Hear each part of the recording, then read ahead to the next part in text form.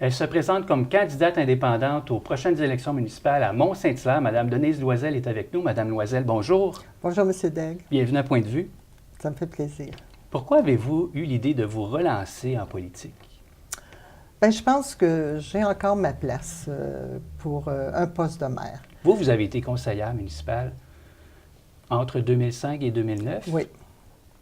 Et j'ai beaucoup apprécié mon expérience. J'ai vraiment aimé ça. Donc, j'ai eu la piqûre. Vous avez eu le goût de revenir. Oui, tout le temps. Qu'est-ce qui vous a incité à revenir? Bien, disons qu'actuellement, surtout, on a un nouveau projet de loi, qui est le projet de loi 122, qui reconnaît que les municipalités sont des gouvernements de proximité citoyenne. Alors, c'est un projet de loi qui va demander beaucoup d'engagement de la part des élus ainsi que de l'administration municipale. Puis, il y a un item là-dedans que je trouve qui est prioritaire, c'est de mettre en place la participation publique, qui est la nouvelle façon, disons, la nouvelle manière de consulter les citoyens. Ça va être quoi la différence pour les citoyens? Disons qu'on va moins mettre en doute les résultats, comme les registres et les référendums.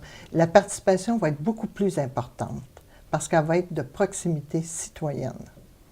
D'ailleurs, cette politique de participation publique, elle comprend 9 points qui sont très importants, qu'on parle de pourquoi qu'on va la faire, en fin de compte, la consultation en amont. Et en dernier, le plus important, c'est la reddition de comptes sur le processus. Alors, c'est très engageant pour une municipalité. Ça va être beaucoup plus transparent et les citoyens vont se sentir davantage écoutés. Et ça, c'est important pour vous? Bien, certainement. Parce qu'on a oublié quelque chose de très important. On est élu par le peuple et pour le peuple. Alors, c'est un privilège d'être un élu et il faut avoir comme objectif de toujours travailler dans l'intérêt de la population. On n'est pas là pour nous, on est là pour eux. Qu'est-ce qui a motivé votre choix de vous présenter comme candidate indépendante? C'est de la dernière élection municipale, j'ai fait beaucoup de porte-à-porte. Et les citoyens m'ont fait la remarque qu'ils n'appréciaient pas les lignes de parti et qu'ils préféraient des citoyens indépendants. Puis d'ailleurs, le résultat électoral lui-même a donné 39 % des votes aux personnes indépendantes. Alors, ça fait une période de réflexion qui dit, bien écoutez, si je vais respecter les intentions citoyennes, je me présente indépendante. En 2009, vous aviez terminé un mandat à titre de conseillère municipale à Mont-Saint-Hilaire. Qu'est-ce que la politique municipale vous a apprise? Bien, disons qu'on est au service des citoyens. Si on va là pour nous, simplement pour nous, je pense qu'on n'a pas notre place.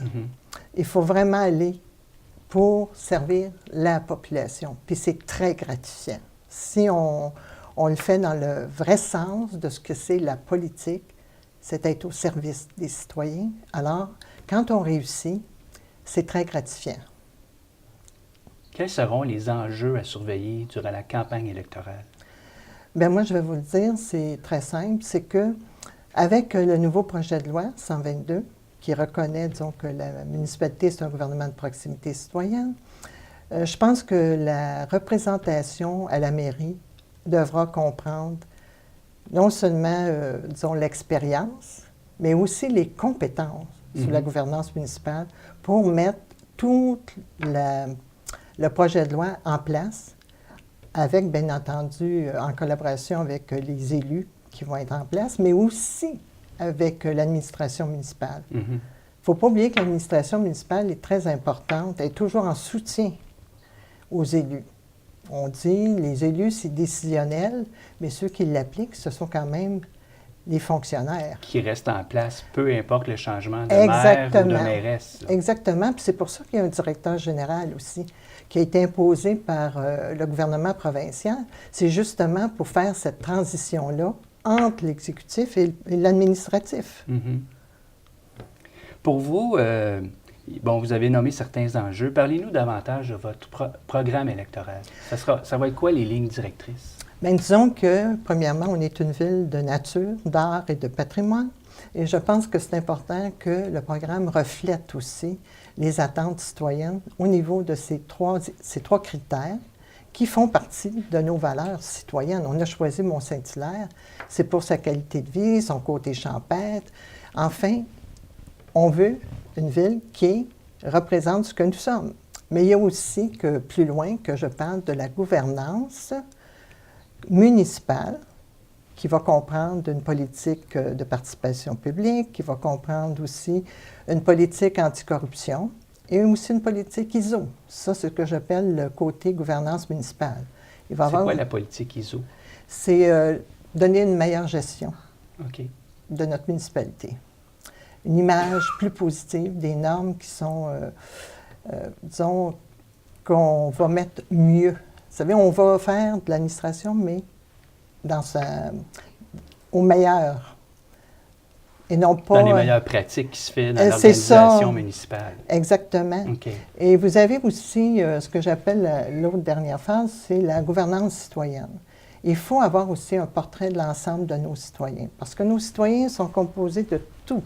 On a des enfants, des adolescents, les parents, on a des aînés, on a des personnes handicapées, des proches aidants. Il y a toutes les personnes seules. Tout ça doit être pris en considération pour donner les meilleurs services à notre population. Il doit faire partie de toutes ces entités-là. Alors ça, c'est quelque chose qu'il va falloir évaluer pour dire comment orienter tous nos services pour qu'ils soient les mieux adaptés à notre population. Pour les gens qui ne vous connaîtraient pas, parlez-nous de votre parcours professionnel jusqu'à maintenant. Alors moi, disons que je suis quand même une retraitée de Revenu Québec. J'ai été 35 ans à l'emploi de Revenu Québec et bien entendu, j'ai travaillé dans le légal et le fiscal. Et comme de raison, quand j'ai pris ma retraite, je suis restée quand même sous serment d'office. Alors, toutes les anecdotes que je pourrais vous raconter me sont soustraites par ce serment d'office.